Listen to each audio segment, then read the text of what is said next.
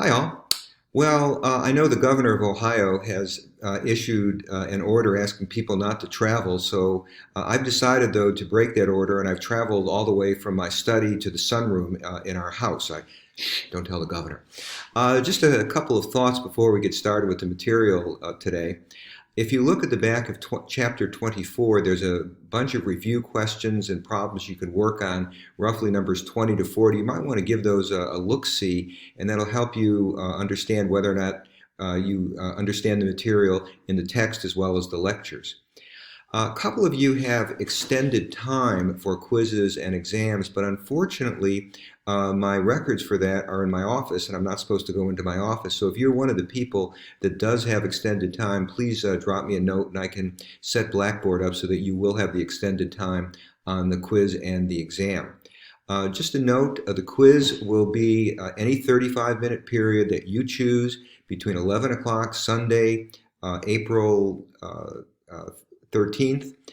Is that right? I think 6th, no, April 12th, excuse me, between 11 o'clock Sunday, April 12th, and Monday, April 13th, any 35-minute period between those blocks, 11 to 11, you choose. But remember, once you start it, once you start looking at it, the clock starts. So make sure you're ready. Have paper because you might want to write down some calculations. You can photocopy though. You can make a copy with your phone and then email me that for the awarding of partial credit on some of the problems. So anyway, make sure you're ready with paper, pen. You don't really need a ruler, but if you want one, that's fine. Something to calculate with. Make sure you can have your book, you can have your notes. Probably want to have your computer too. Anything but somebody else to help you.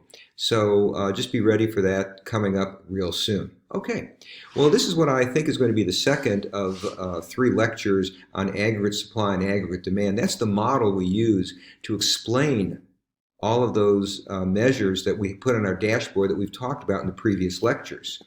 So just as we did with supply, we can look at the demand for all products in an economy, pop, haircuts, tractors, tuna fish, whatever.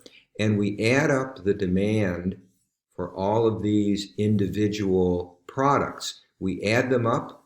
Another word is to aggregate them, and we get what's called the aggregate, the added up demand curve.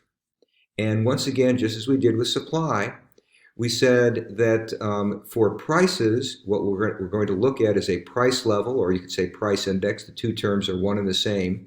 And for quantity, how do we add up the quantity of pop and haircuts and tractors and tuna fish? We add that up by calling that real GDP. So what we see then, and this is a diagram from the book. I have a little bit different version I'm using, so that's why the numbers are a little different. But what this says is, when the price index is really high, people tend to buy less real goods and services. When prices are high, I'm going to be less likely to buy a car. I'm going to be, less likely, to go out to buy food at restaurants. I'm just going to buy less when prices are high. But when it's low, wow, I'm going to buy a lot. So what this shows us is when the price level is high, the amount people want to buy is relatively low, and when prices are low, people want to buy a lot. So this is what we see in terms of aggregate demand. Now, the best way to think of aggregate demand, added up demand, is those five components that we talked about before. One of them is consumption. It turns out that when prices are low, people want to consume a lot.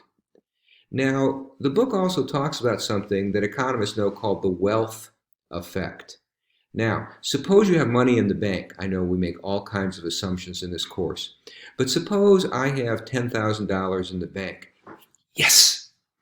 So it turns out I have this money in the bank. If prices are high, my $10,000 doesn't buy as much. When prices are low, my $10,000 buys a lot more. So this is called the wealth effect. When prices are high, the money you have in the bank isn't worth as much. When prices are low, the money you have in the bank is worth more, and you're going to buy more. So one thing that will affect aggregate demand is consumption. Another thing, this is just like our components of GDP we talked about a few lectures ago, is investment. It turns out when prices are high, businesses don't want to invest much. But if it turns out, let's say the cost of concrete and steel is really low, firms are going to want to say, hey, let's go out, let's build that factory. If machinery is cheap, let's go out and do that. Now, another factor that can affect aggregate demand is government spending. And if the government chooses to spend more, that's going to increase aggregate demand. We're going to look at that a little bit differently in terms of shifting curves. I should have said the same thing for investment and consumption as well. We're going to get back to that in just a minute. And obviously, exports are going to have an effect on aggregate demand. So, for example, if people decide in other countries they want to buy American exports, that's going to increase aggregate demand. And finally, imports, if we're buying stuff from other countries instead of ourselves, that is going to cause aggregate demand to shift. Now let's put all of this together. If we look at aggregate demand and aggregate supply, this is something right out of your book, what we see here is that aggregate demand intersects aggregate supply right here. So our price level is 90, our GDP is 8,800. But notice something. This economy is far away from its potential GDP. We have extra unemployment in the economy. We always have, even when we're at potential GDP or beyond it, there's always some frictional and structural unemployment. But when we're below potential GDP, that's what we call the business cycle. Things aren't going as well, and the result is this is when we have cyclical unemployment. So the challenge facing a government is, how do we get the aggregate demand curve to shift? How do we get the aggregate demand curve to move closer to potential GDP?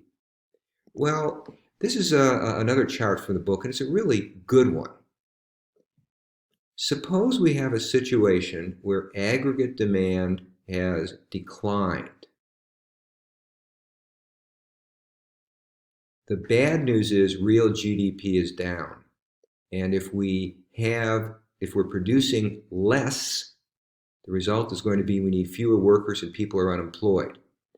If aggregate demand is down, the result is going to be people are earning less money, businesses are earning less money, GDP falls, and when GDP falls, real GDP falls, unemployment goes up. The good news is, at least for consumers, prices might drop. So, now, let's look at things in a more organized fashion. This is what can cause aggregate demand to move or shift. A rise in taxes. Okay, now a fall in income. As I'm recording this lecture, we're in the midst of the COVID panic. We just saw that about 16 million Americans have filed for unemployment insurance. That means they lost their job through no fault of their own. 16 million in the last 3 weeks. Their income is down. The result, aggregate demand is down. If people want to save more, if they're not spending, aggregate demand falls. Wealth. Wealth is an accumulation. So I have some stocks. If we look at what happened in the stock market, in the month of March, stocks wound up falling by about 30% in value. So if my stocks are worth less money, myself and other Americans are going to spend less. Aggregate demand falls. And are people worried about the future? Amen, they really are. So aggregate demand has fallen. People are worried about the future. Businesses make plans. And one of the things they do is they put together a business plan. They say, okay, if a factory is saying, should we expand? If a restaurant is saying, oh, let me give you an example. I mentioned Chris Duty, one of my former students, started Piata. Suppose he's saying, well, should I open up some new restaurants? If the expected rate of return in English, what that means is the future profits. If that winds up going down, if they don't think they're going to make as much money, investment falls. Aggregate demand is consumption plus investment plus government spending plus exports minus imports. If it turns out that people don't think they're going to make as much, aggregate demand falls because investment falls. A drop in business confidence. Confidence is important. If businesses are confident about the future, they're going to spend more money. But right now, everybody's running around. They don't know what's going to happen next. Business confidence is down. And by the way, consumer confidence matters. Now, government spending. How can we get aggregate demand back up to go from 2 to 1? And this is exactly what the government is doing now. The government is having programs to increase its spending. They're putting money in the hands of people. Every American, well, most American families, almost all, will be getting, $1,200 an adult from the government. The government's spending money on various projects. They're giving money to the state. The idea is declines in consumption and investment have caused aggregate demand to fall. The government is trying to get it to go back by spending more money. There's something called the Federal Reserve. We're going to be talking about that after the midterm. They control interest rates. And the Federal Reserve has been dropping interest rates so that people will be buying more goods and services and businesses will invest more. Now, exports and imports. One of the things that happened, you heard about the Boeing planes that have been having problems. A lot of nations have canceled their orders for Boeing airplanes. And because of that, there's less of a demand for American goods and services abroad. That caused aggregate demand to fall. It will also depend on the price of U.S. goods compared to other goods. So, one of the things we see is that exports and imports will have an effect as well. The point here is that aggregate demand is equal to consumption plus investment plus government spending plus exports minus imports. And if any one of those changes, listen very carefully, this is important, this is a key point. If any one of these changes, the result is the aggregate demand curve will shift. And if it shifts down, then the government might want to tweak or change some policies, interest rates, government spending, or taxes. So the result would be this would cause aggregate demand to rise. When aggregate demand fell because of the COVID virus, President Trump and others were saying maybe we should cut taxes to cause aggregate demand to go up. The reason they didn't do that is a lot of people have income that is so low they don't have to pay taxes, so giving them a tax cut wouldn't have any effect. So what they decided to do instead was send out money to people. So what we concentrate here, this diagram is really important. I'm going to post the slides on Blackboard from PowerPoint. Any of these things can cause aggregate demand to shift.